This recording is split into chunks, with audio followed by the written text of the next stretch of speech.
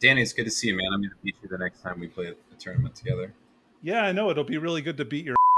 No, it's not going to happen. Welcome to the Pac Northwest. You went 3-2 into none of the good players from Portland, dude. Get out of here.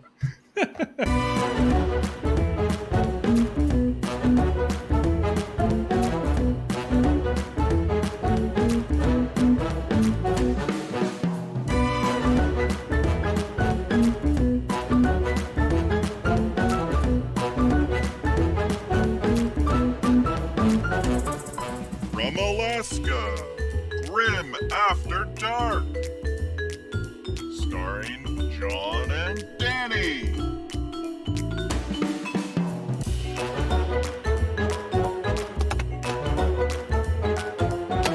Welcome to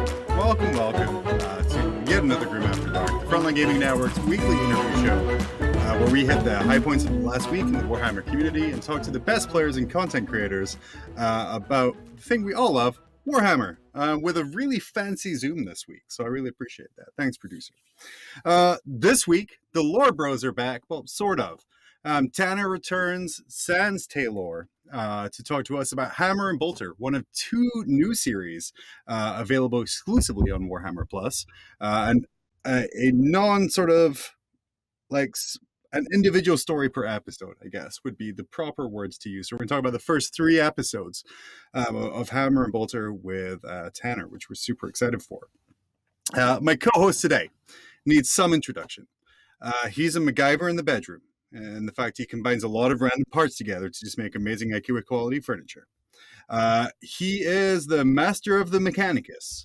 Danny McDevitt, how are you doing, my friend? John, I'm here. I'm ready to talk about Warhammer. It would be great. The only thing that could ruin it is if a truly terrible friend forgot that you said that you could only make it later. That would absolutely, really ruin the whole thing. But hey, it just enhanced the animosity that we naturally have towards each other. So it works out, man. It works out.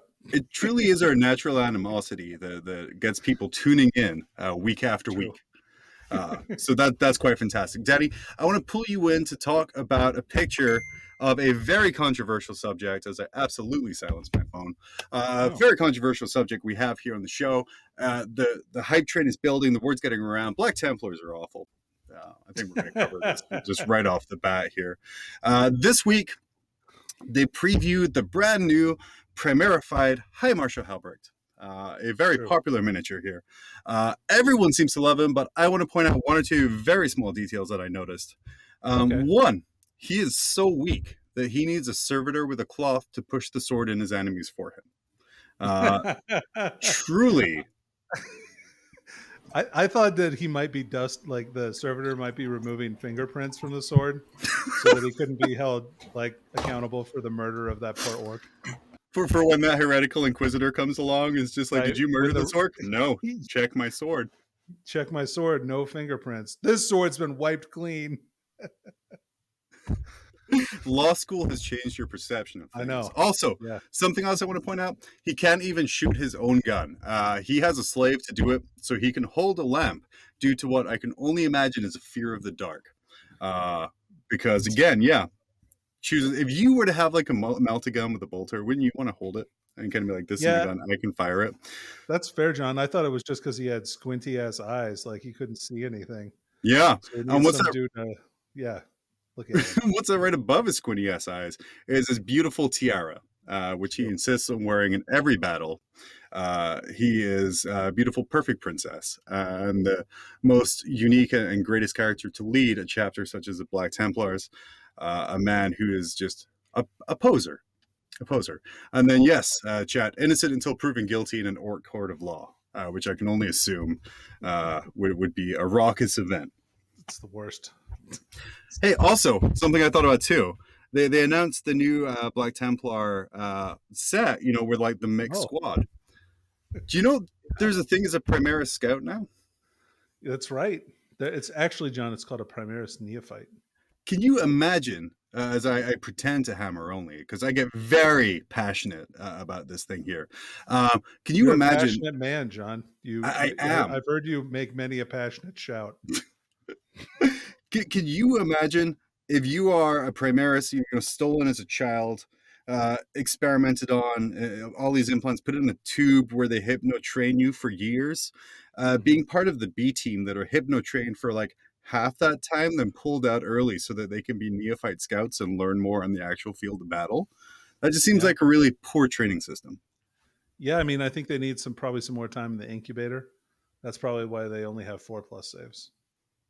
Actually, I have no idea if they have 3+ saves or not. I honestly don't know. It's possible, I guess. We're just going to assume it's a 4+ save with a 4+ up against mortal wounds as well. Sure. That's the only thing that makes sense. The only thing that makes sense. You heard it here first. The Genestealer cult rumors are also in full effect, with a rumored new character of a Saboteur, who we have an early look at here, being added to the range. This is, one can only assume, Jess Goodwin concept art for the Saboteur. Jesus, is that a mime? You know that mimes are already in Warhammer, right? They're like trainee Harlequins. I will tell you, I certainly didn't Google stereotypical French person and then put a purple color filter over their face. Absolutely, that is not what happened whatsoever. But yeah, so the Saboteur, which reliably we're pretty much hopeful it's going to be coming. Danny, there's like 8,000 characters as it is in Genestealer Cult. What is the Saboteur going to have to do to be unique or actually good for you, apart from looking like that? Man, he's going to have to do a lot in Genestealer Cult to be good. Yeah, I mean, we don't know the whole breadth of the rules. I would imagine that if his name is Saboteur, I would assume that he sabotages things. I don't know whether that, like, that is that affects. It's pure speculation. I have no idea if he actually sabotages things. Guys, you heard it here first. The Saboteur will likely sabotage part of your plans.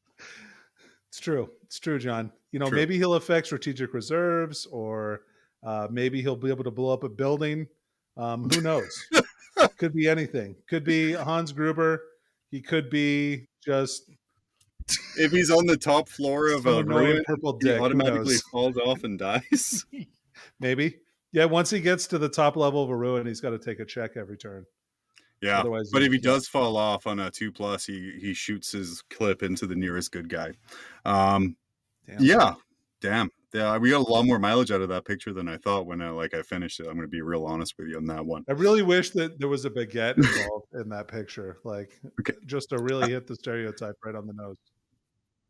I really tried hard. If you are listening to this and you are missing out on that live show, we do share these pictures on our Twitter, which is Grimdark FLGN. At Grimdark FLGN, we'll put those up without context. So you'll just have a photo of a terrible Black Marshal, Black Templar HerBERT. Wow. You'll have a photo of a purple Frenchman and a bunch of other things like that. Moving quickly on here. We'll move past that. This weekend, the Las Vegas team tournament, the first major team tournament run by Reese, seen here in 1994 when he first caught the Team Sport bug. And the Frontline Gaming crew, as the top players in 40K, will be heading down to the Vegas Strip to find out who the top content creators in 40K, as I assume at this point everyone who plays Warhammer has their own podcast or something. Fun story about this picture. Reese had only been smoking for at least 14 years by the time this was taken.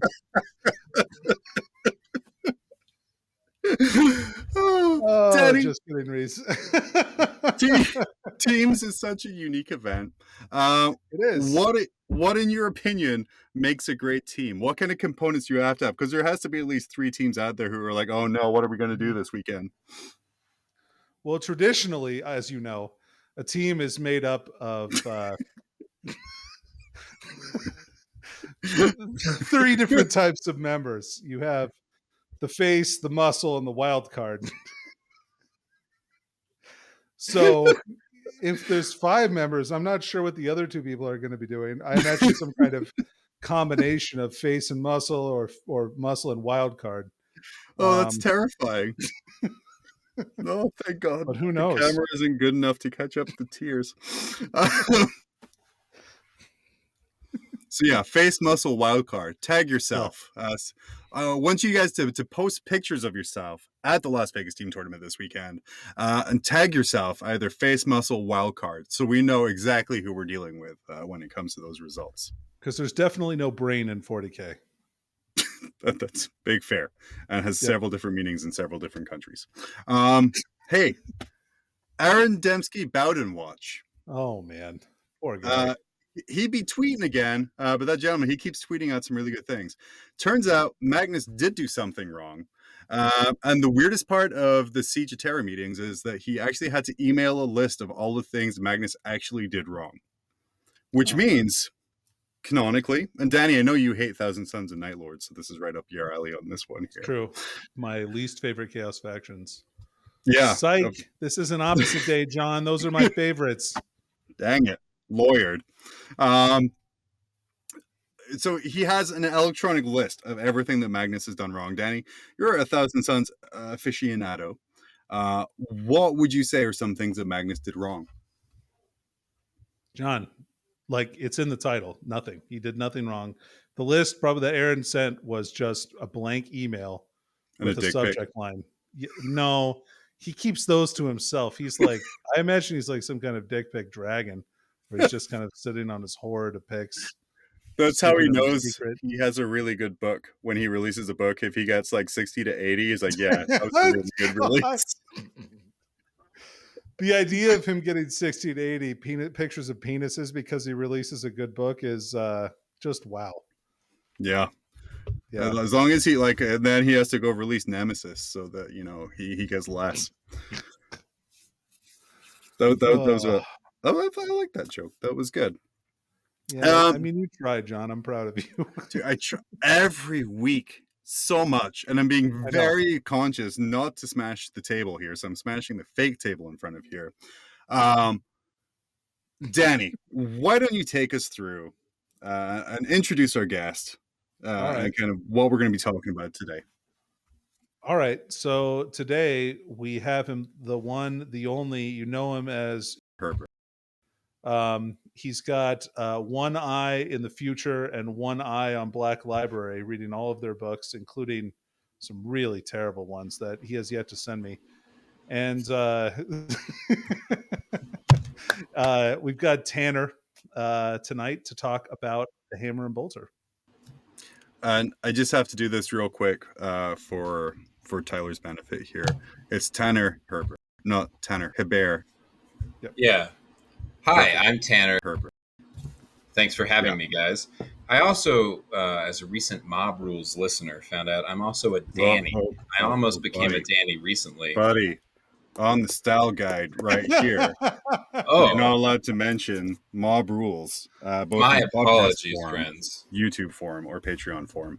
Hypothetically, in how we're all a Danny, I too sleep on a bed that I have made. I combined an air mattress and my floor, and I've created a super mattress much like you. Wait. That only has two components of the three required. I am the third bun on the sandwich. Oh my gosh. You're your own bed? I'm very comfortable. I wanted to weigh in on the GSC Saboteur, if you don't mind. Yeah, and then please do. Real quick, just to jump on in here. After that, there's something I want you to weigh in here as well about a naming scheme that I wanted your input in here. But for sure, let us know about the Saboteur. Oui. So, you mentioned that the Saboteur might appear on top of a building, perhaps. Yes, like GSC did in the past. However, one man ruined that for all of us who play Warhammer, and his name is Tyler Bortel. He actually, with a triangle-based violence argument, has eliminated that threat. So if any of you miss your assassins on buildings, please, it's the man who has to edit this. You, Tyler. You know what you did. You had a naming scheme, John. I would love to weigh in. Yeah, hold on. I want to talk about this for a little bit longer, actually. Oh, please. So you heard it here, everyone. Tyler officially ruined triangles for 40K. Like, just so everybody's aware. He ruined all of your deep strikes. He ruined all of your raiders. Feel free to send him all kinds of hate mail. don't though. He's a really nice guy. But yeah, he's mixed. Maybe. But if you saw that meme of the triangle and the raider, just know it was in our group chat first, and then he ruined the game for all of you. Yes, there was a group chat where it devolved into just conversations about triangles for literally a day, and it made me very sad. So yeah, that's I'm fine with that dying. You had a naming scheme, John. I did. So yeah, Warhammer 40,000's Facebook page reminded us this week of one of the worst choices in Warhammer lore history, and this is from a company that does like Obi-Wan Sherlock Clouseau or whatever it was called. This was their post reminding us that the quintessential Space Marine vehicle, the always overpointed, the never underused Land Raider, but also the Land Speeder, was actually named after Arkan land, and not the fact that they were vehicles that moved over land, which is a terrible naming convention. I will say I'm a little upset they didn't give more recognition to either Kyle Predator or Dwayne Rhino. And this kind of continued Arkan land loving is like a little too much. Or Chester Predator, that guy was a real champ. Chester Predator is like a whole different thing. Thomas Interceptor. That man, Gregory Markag's armor. Man, that guy, he did not get enough credit, not nearly enough. Did you have a question there, John? I did. Tanner, what's your opinion about like Arkan land and trying to like make some of the names of Warhammer make sense? Because like you can almost get away with calling it's a Rhino and it's a Predator and all these cool, but like it's a Land Raider. Like, why do you feel they had to justify that title and not some of the other ridiculous ones? Okay, well, two things quickly, John. Firstly, sure, worst Lord reveal in Warhammer. Right there, it's the number one worst, right? Yeah. But also, if you only subtract LAN, you get the Raider, which I think is kind of cool that they snuck that one in there. So wait, that's all I got for you. You think it's not bad because if you ignore 75% of the first word, it's pretty good. 3 out of however many letters in Raider is not 75%. But yes, I think the Raider is a pretty cool suffix to add to a man. If you were John Quennell the Raider, that wouldn't be so bad. Makes me sound very like continental, like very fancy. You mean like D'Angelo? Is that like what we're talking about here? The Raider? Like Land Raider? The Raider? Danny, pull out your pen, write down Land Raider, subtract L, A, and N. You're left with the Raider. I don't see what's so confusing. All right, hold on. I'm getting a pen. Yeah, get your pen. Recently, his son Arkan Storm has released some more Primaris units. Thank you for the sympathy laugh here as I buy some time for Danny to do his math.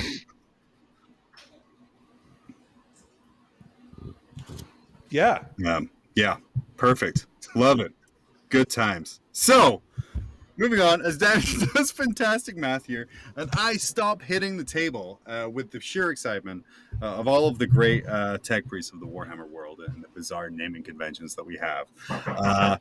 We were all watching some Warhammer Plus this week, and in particular, the Hammer and Bolter series, which is their anime-inspired individual story like Love and Robots series.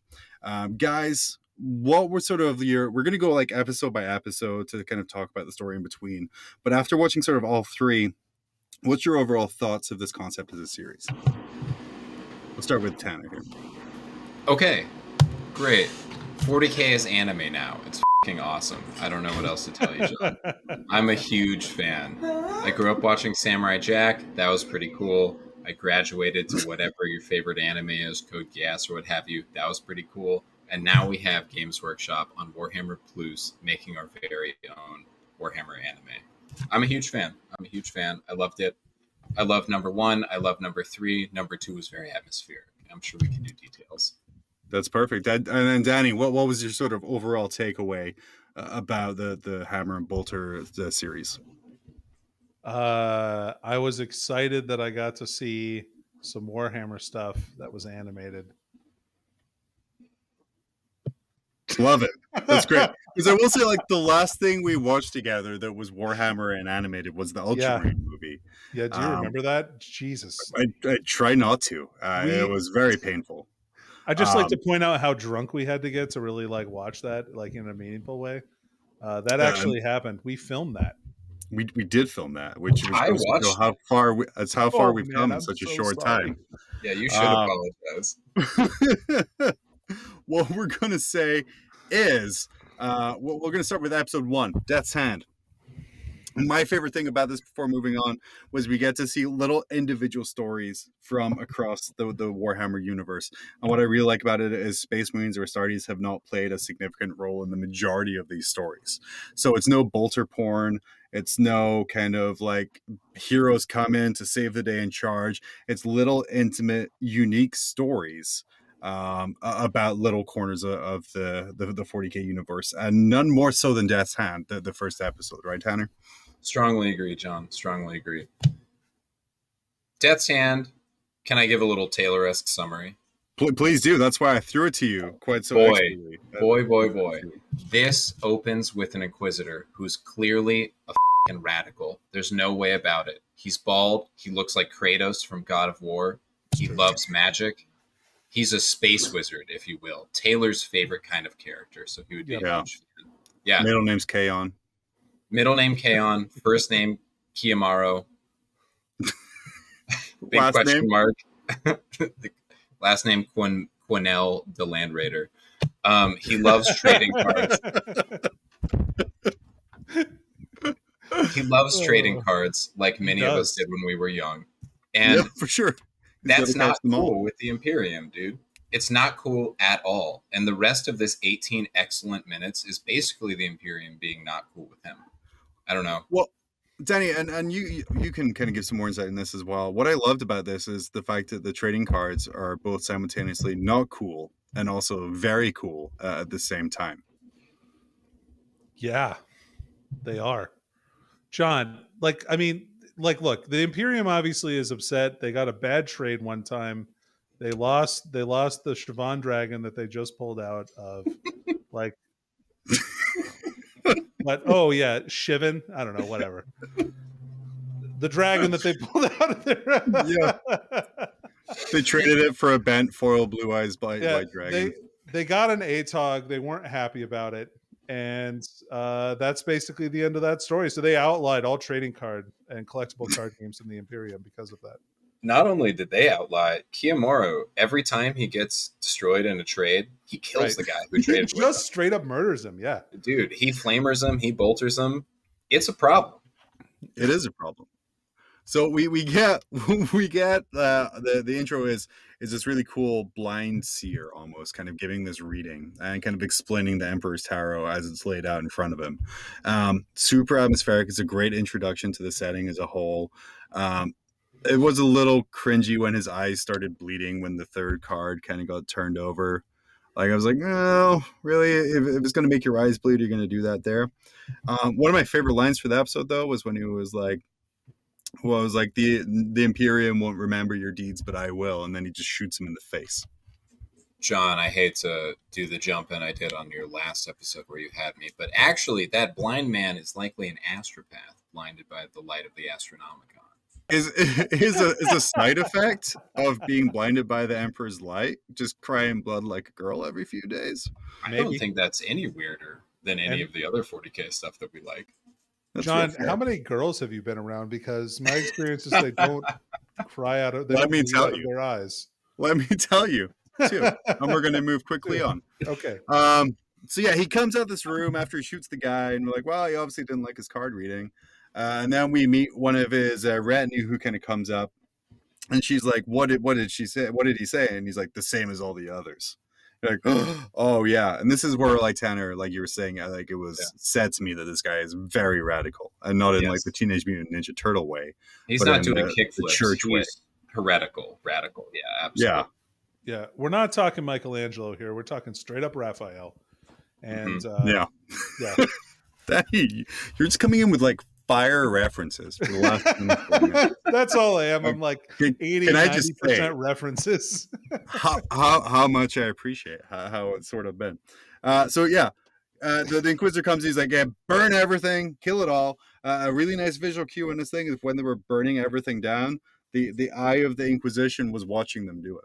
John, can I jump in and say that I love that this is the first episode that Warhammer Plus intros to the world, right? If you didn't watch Old Baali like we did because we're diehards, if you're newer to the genre and you just spent $6 to Google Warhammer Plus to find your way to the website where you log in to buy Warhammer Plus that doesn't bring you to Warhammer TV, which is where you actually need to go.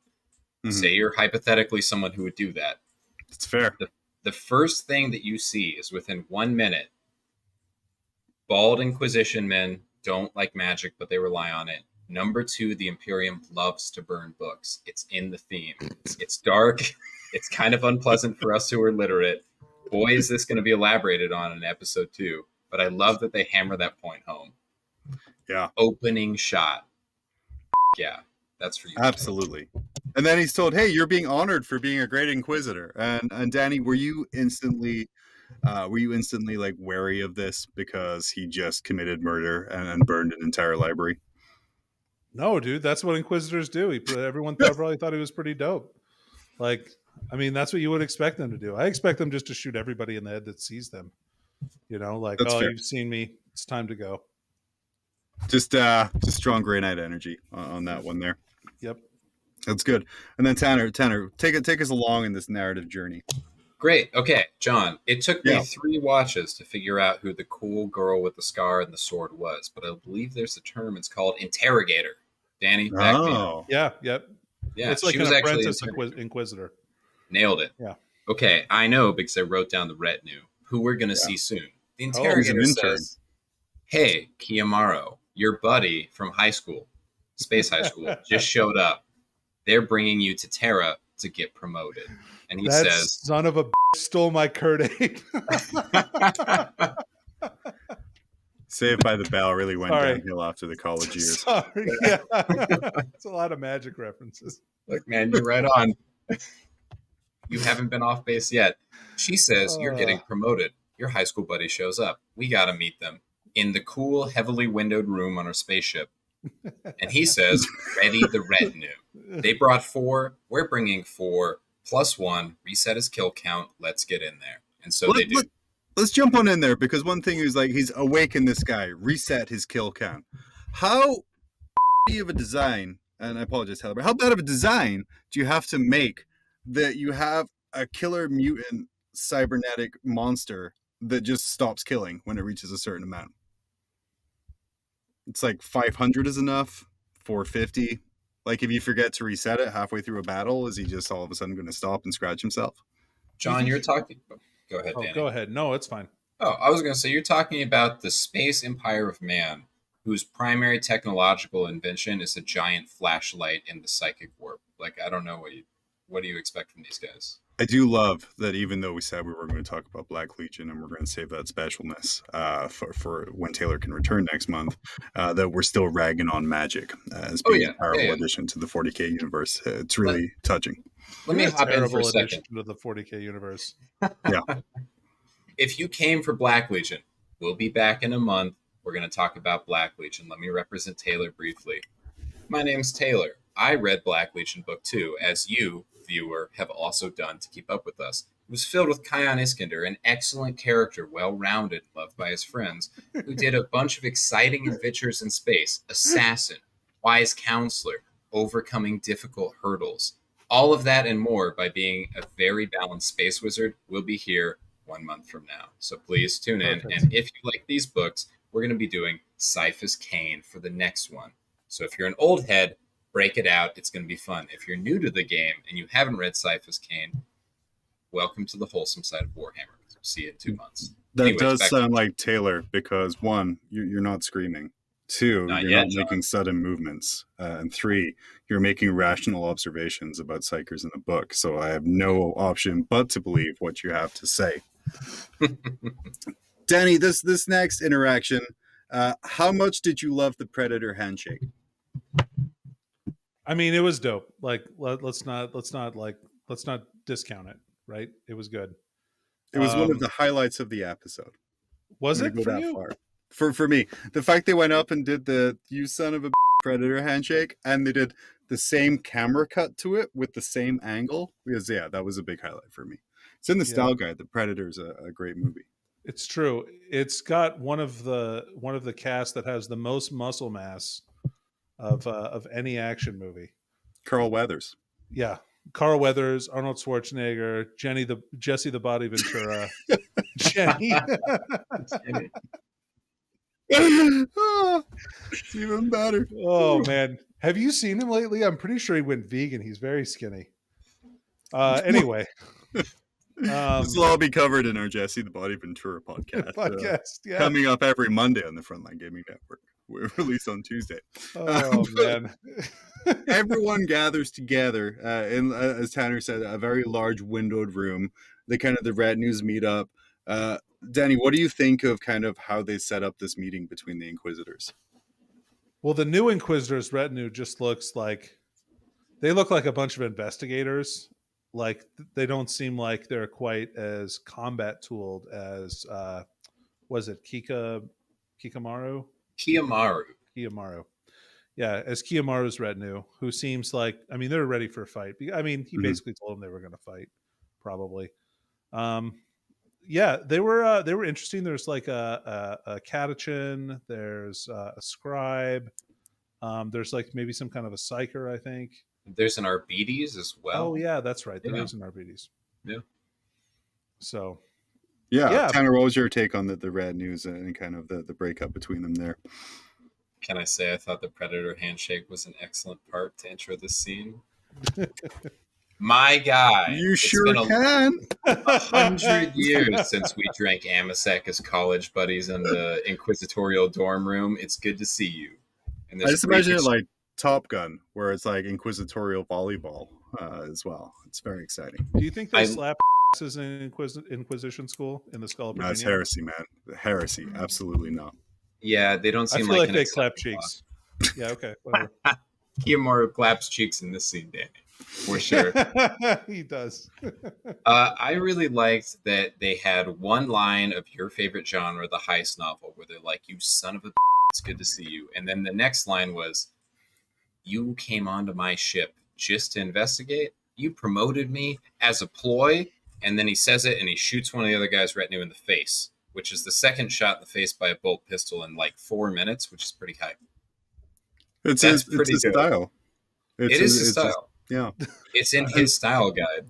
Yeah, thank you for reminding me that this is essentially a heist movie that we don't see the build up to. We just see the heist. John, everything you love is actually a heist genre. You just haven't accepted it yet. But let me talk about this fight because it is hype. I gotta go find my wife.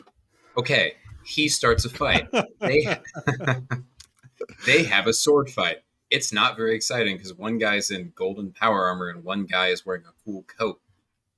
Also, one guy has a power sword and the other guy has a cane stick. He's got like a rapier. Yeah, not very exciting.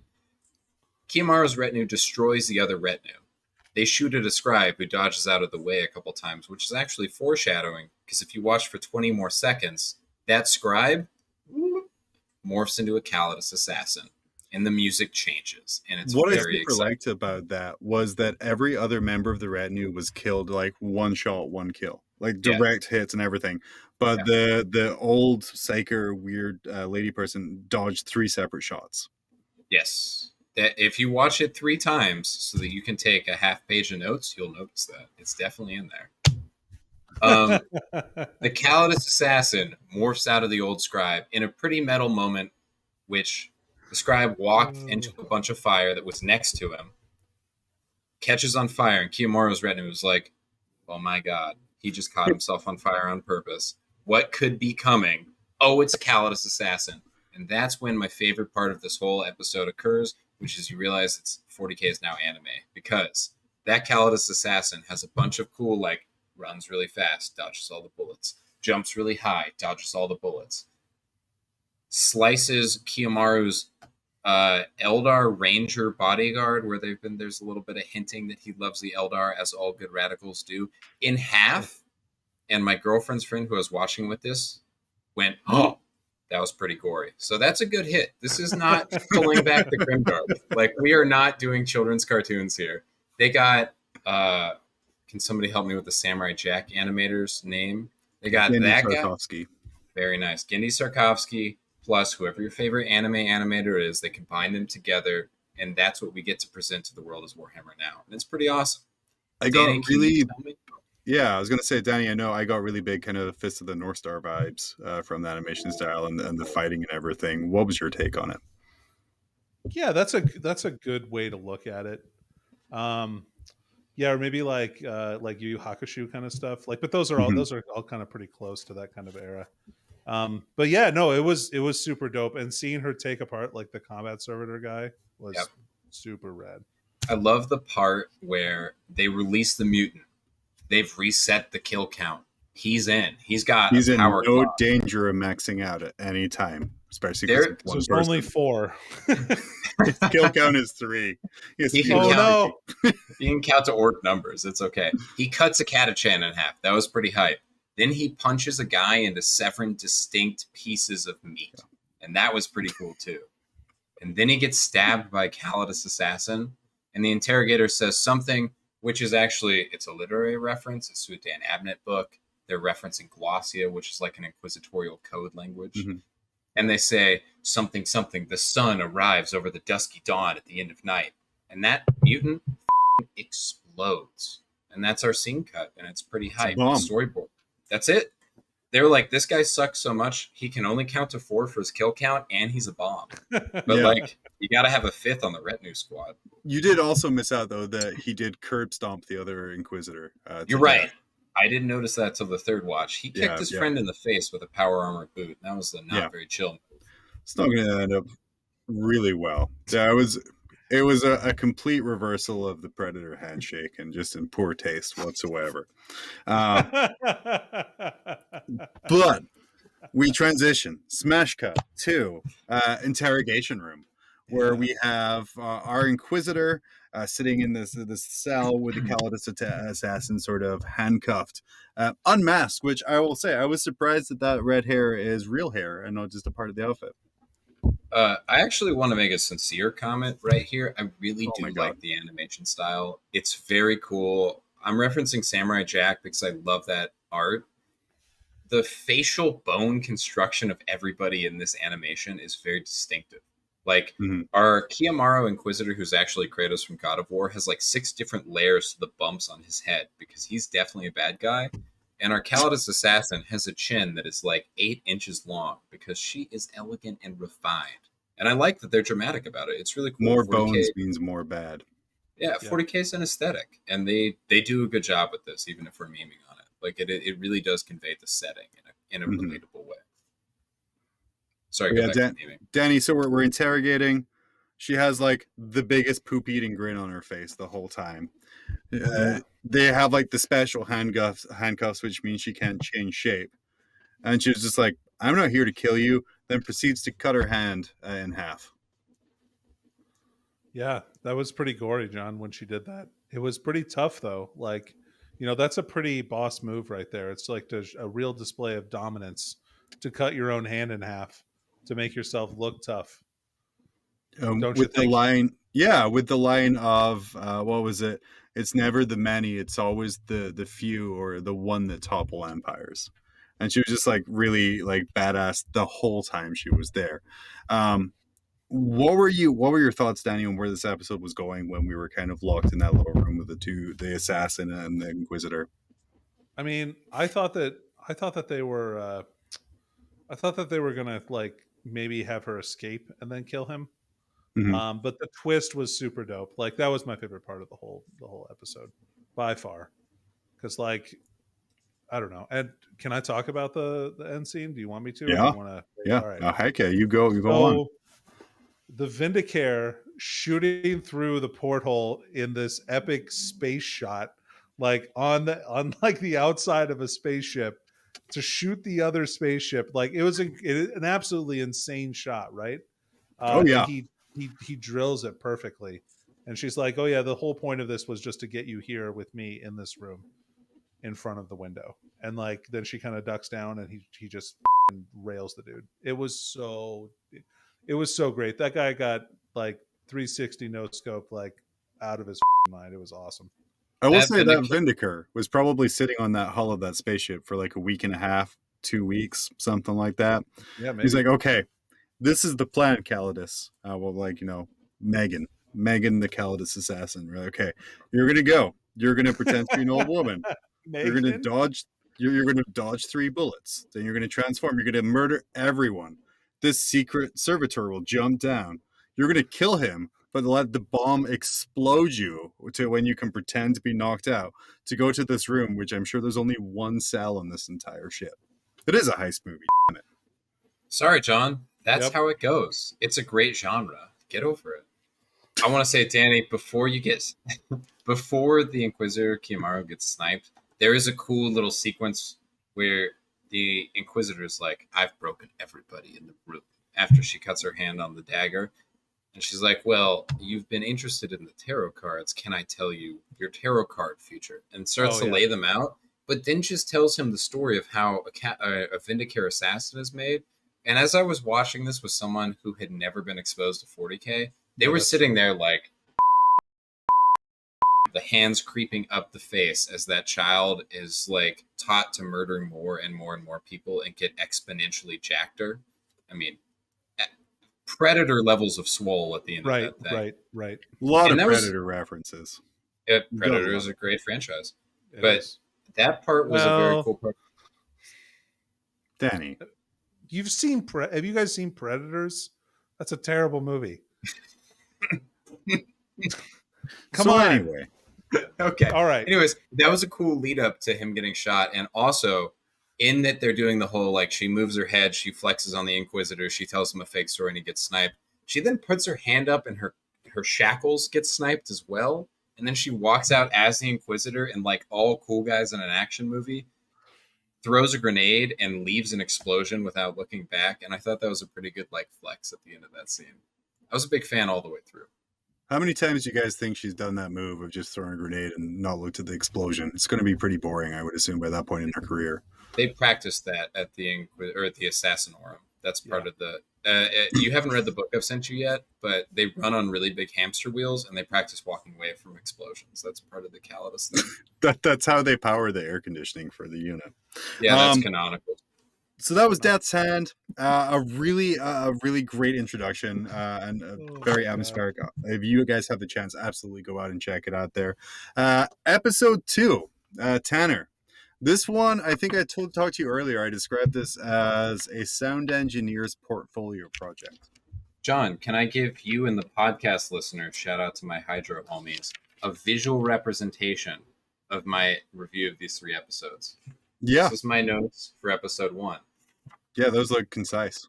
This is my notes for episode 3. Well, that's very concise. This is my notes for episode 2. For those listening, listening day after, there is a blank page. So there's full pages for episode 1, full page for episode 3, blank page, episode 2. Let me give you a quick TayLORE-esque summary of this one. Sure. You follow a man who is in some sort of hilariously fascistic, terrible, dystopic, imperial... So the Imperium. Religious ministry? Yeah. You get a good sense of how the Imperium sucks. There's a loudspeaker while he's trying to be a priest that says, no talking, no thinking, no reading, only counting. And then the episode continues and he counts a lot. And then he finds a book sometimes. Sometimes he doesn't find a book. And then demons. And then the episode is over. Thoughts? I loved it, but I mean, really, come on. Danny, what were your thoughts on this one here? Because, I mean, not to knock, because I did really enjoy this episode a lot, but Tanner's description is pretty accurate about the I loved it as well, John, but I think I think that like the first animated short kind of, or episode kind of puts you into the action sense of 40K, or maybe even to like the Inquisition, like kind of like arena, but you don't get how truly bleak the Imperium is until you watch this episode, and then you kind of get that sense like, oh my God, this is just awful. Why would I ever want to take this seriously and like want to emulate this? Like, I mean, it just gives off those kind of vibes, right? Yeah. And for everyone who was like, yeah, I would totally live in the Warhammer universe. Yeah, I would survive. You wouldn't be a space marine. You would literally be this guy. like the whole time. As Tanner touched on a little bit there, his job is to count the books in a library and pray in between every number that's counted. Yeah. All while a loudspeaker tells him that thinking is bad, reading is bad. Do your job. Don't speak. Speaking is bad too. Danny, I want to back you up. I actually did love this episode. It, as John said, it is a project in displaying atmosphere. And one of the cool parts about 40K lore is that when you're not playing the game, you're not reading like a Bolter porn space marine novel for Mary Sue players or whatever. It really hammers in everything is terrible. The good guys are bad guys. There's no good guys in this universe, and everything is dystopic. It is bleak. It is empty of purpose and meaning. That part was pretty cool. Midway through the episode, this man who counts finds a book that is like sometimes it's there, sometimes it's not, and he has like a there's demons behind me sort of spooky moment with a bunch of arms and claws, and then it's not very clear what occurs. But then 8-9 minutes later, this loops back, and the spooky moment with claws happens, but he reads the book and he's sucked into Tzeentch's realm. And I love this because I play Chaos, but I kind of was disappointed because I think they should have like really hammered home literacy is the biggest danger to the Imperium, and I think they really missed an opportunity there. Yeah. But he's absorbed into the book, which as he pulls the book out, it's like got the face of the friend who mentioned to him that there was a book to be there in the beginning who was never actually at the priesthood.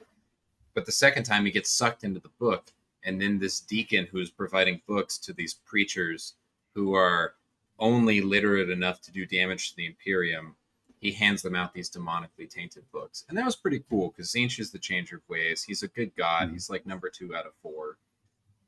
So it's like top 50th percentile of Chaos gods. Absolutely the top half.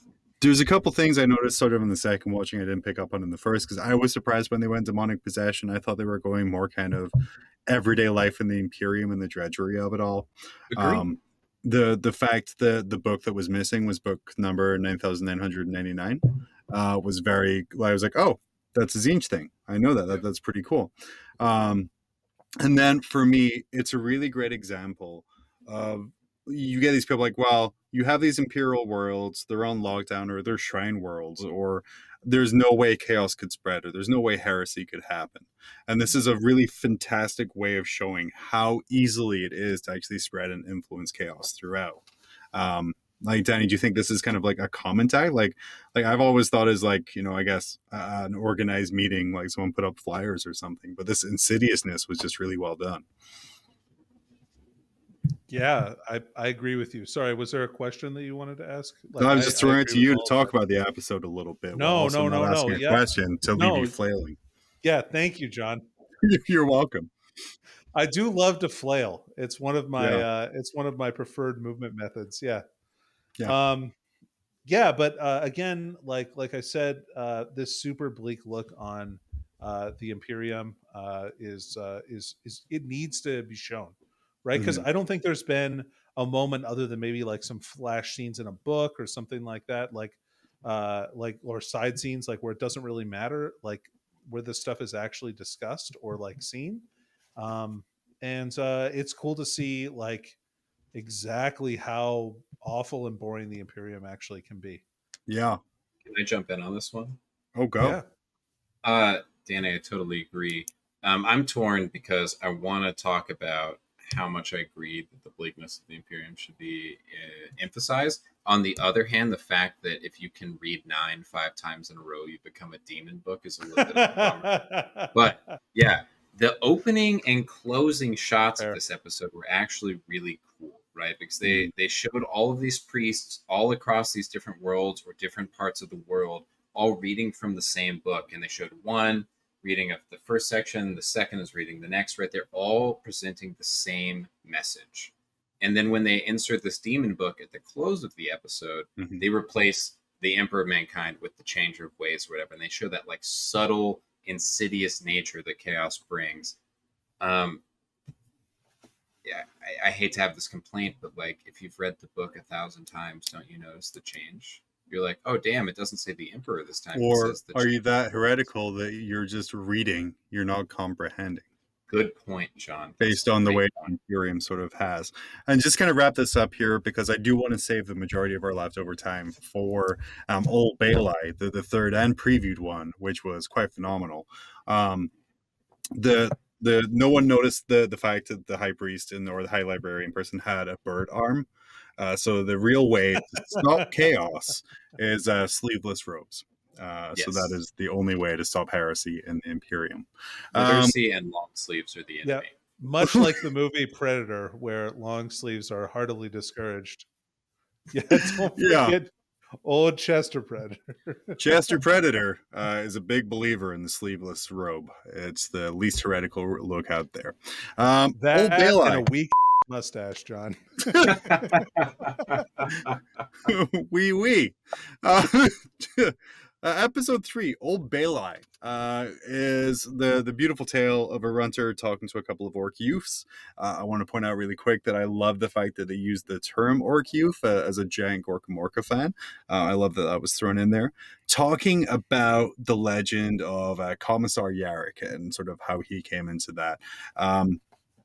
Tanner, take us through this amazingly over-the-top anime episode.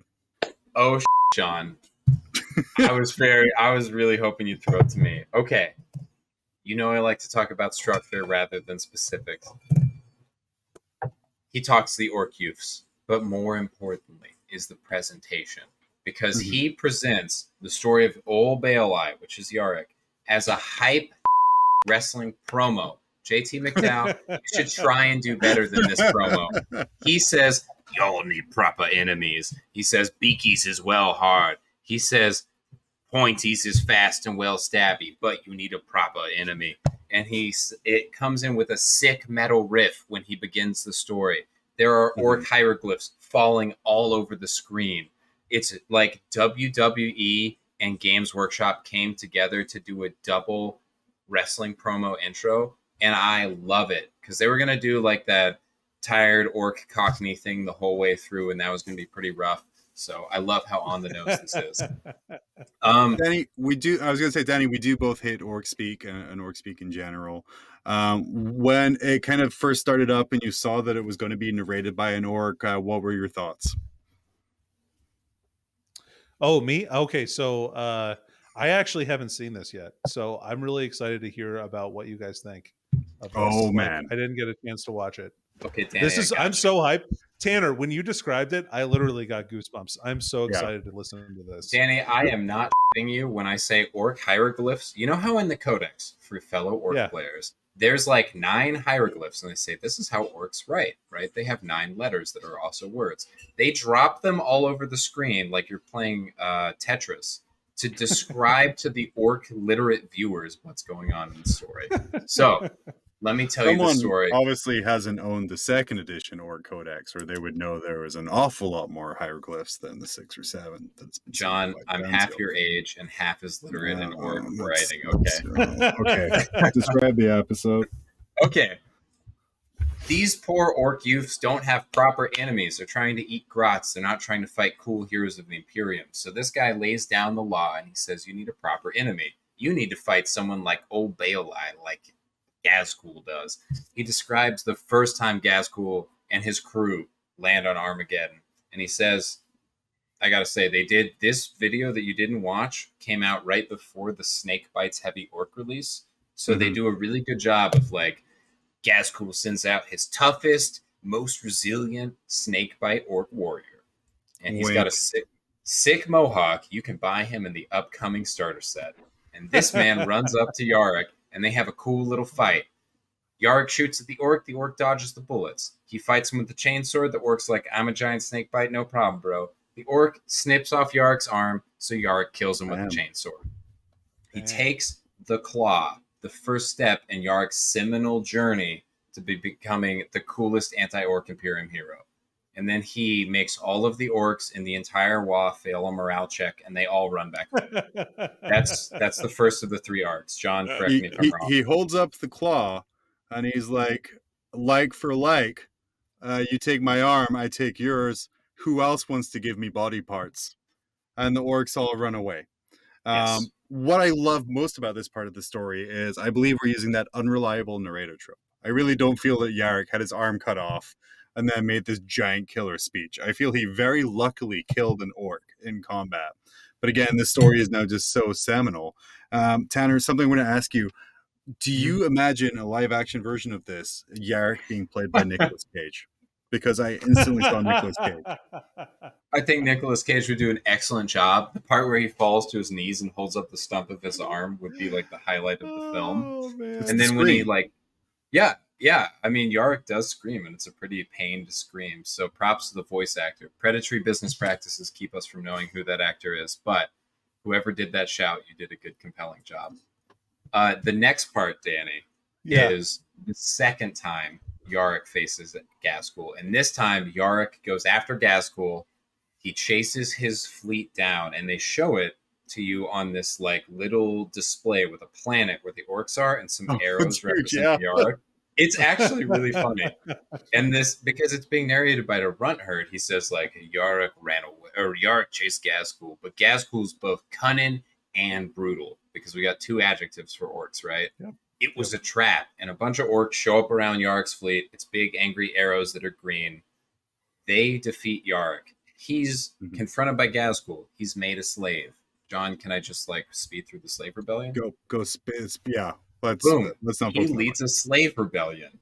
They take over this giant space hulk, and then they blow it up. And the orc youths are like, "Did that kill Yarrick?" And he's like, "Oh no! A proper enemy would never die to an explosion from behind." My favorite part about this was that they described it as they went straight to the boss hole. They did go to the boss hole. That's what they called the command deck, was the boss hole. So Yarrick went right in the boss hole and just unloaded on a bunch of boys. A bunch of boys. Old Bailey. It's all up in the boss hole. So after old Bailey unloads on the boys in the boss hole, he is. Why wasn't that the episode title? You did a bad SEO job, dude. He is rebuilt by a bunch of rots. They dress him in his commissar robes. They put the power fist, power claw back on. They give him the gun. They give him the laser eye that insta-kills orcs. And Gaz is like, "You're going home." Yarrick's like, "Is this a trick?" He's like, "No, proper enemies is hard to find." And so they send him back to Armageddon, where Yarrick grows even older, even though he can't die, because orcs believe he's a big scary guy, so he's immortal or whatever. That would be really annoying after a while. Like, imagine you're like 200-300. You've seen all your friends and family die. You've gone through all these battles and you've done stuff. But because of race believe you're so badass that you cannot die. It's like the quantum leap problem, but immortality. John, it's in the scene. They show him sitting at a desk writing something, and then he looks outside and some lightning comes down. He looks at a statue of his younger self, who's like 400 years younger. And then he just goes, and he yells really like big anime hands. And I felt Nicolas Cage in this scene too, like really hard. He throws a rock through some glass, Danny. He gets his old shit back out: the coat, the claw, the gun, and the laser eye. And then Gaz attacks Armageddon again. And this time they really pitch you all of the orc kits. They're like, Gaz brought. There's a shock jump Japstone, a There's a shot. Yeah. There's a speed wall this time. Yeah, you had you get to see the shock attack gun work, like sucking up snotlings and firing those guys. You see all of the cool kits that take up too much warehouse space in action. Yeah, one at a time, cutting across the screen in different panels, just in case you don't know what box to buy next. Dude, my favorite one was when 50 kill rigs came and stopped right in the middle of the frame. And then revved engines and backed away just to show they can't be destroyed. The way that you guys are describing this reminds me of the intergalactic cable episode of Rick and Morty with the two brothers, like of that movie, because it sounds like it just gets more and more ridiculous, but also more and more awesome. Like, I love it, man. I can't wait to watch this now. You're 100% on. There's a kit that you can't buy though that comes up in this quick story, which is the rock. Gaz drops some rocks so the orcs can get some fortresses or whatever, right? And then they show Yarrick showing up with like 10,000 Lehman Russes all at once. And then there's, you guys watch the Clone Wars, the animated series, I'm sure. You know how every episode had a scene where each side fires like 10,000 bullets at each other at the same time? Sure. And the screen fills? They do that. Yeah, they do that, but they shoot at the rocks, and there's a cool little action sequence, and then Yark defeats the orcs again. And that's the end of the episode, John. Yeah, it's beautiful. Big respect. Like I said, I got big like Ultraman kind of vibes with like the letters and everything flying across, or the glyphs flying across the screen.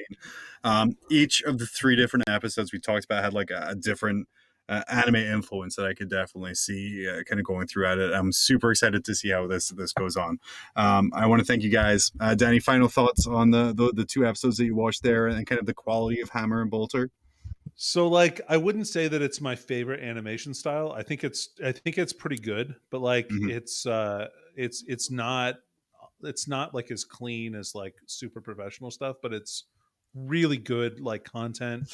And like I even got over it. I was like, okay, I'm starting to dig this at the end of the first episode of Hammer and Bolter. And I'm excited to see what they do next with what is effectively Warhammer 40K Visions, like the new Star Wars show that's coming out. Yeah, it's like that. No. I'm very excited to see what happens next. I thought you were talking about that awful White Dwarf off split they did a couple years ago. No, yeah. Like I didn't want, not to be confused with that. Tanner, thank you so much for coming on. Loved hearing your insight. I would definitely recommend checking out Hammer and Bolter any way you can. It is a phenomenal way to spend an hour, little 20-minute chunks of different areas of the Warhammer universe, and a much better way to spend your time than watching the heavy metal masterclass and then just throwing all of your models and paint in the trash. I would strongly disagree. If you think you can paint, you should watch Louis Sugden paint a face. You have no idea what you're doing. And if you like Genndy Tarkovsky, you should watch all of them. Yeah, absolutely. Yes. Well, this, I think, guys, is going to round us out for another week. And unlike last week when I just kind of jumped it on and surprised it, we're going to wrap this up in a little bit here. Tanner, thank you so much for coming on. I want to advertise the next month, the Lore Bros will be back at 100% strength to talk about Book 2 of the Aaron Dembski-Bowden trilogy, Black Legion, to talk more about Iskander Khayyar. Next week, Scary from the Scarecast is going to be joining us. Excited to have that conversation. If you can't wait that long for Scary, and not many people can, definitely check out 40K Game Changers with Steve Joel. Scary is his most recent guest, and he does an amazing interview with Scary, which again, was just a really great listen, as is all of the Game Changers available at 40K Game Changers. Danny, anything else you want to throw in here before I wrap up the plugs? No, I think that's it. I'm very excited to talk with Scary and complain about Drukhari, and also how good chainswords are. Yeah, we're going to bring along all of the chainswords next week on Grim After Dark. Thank you, chat, for hanging around. Thank you guys for downloading it. Go to Grimdark FLGN to see any picture references we threw up today. We will see you next Tuesday.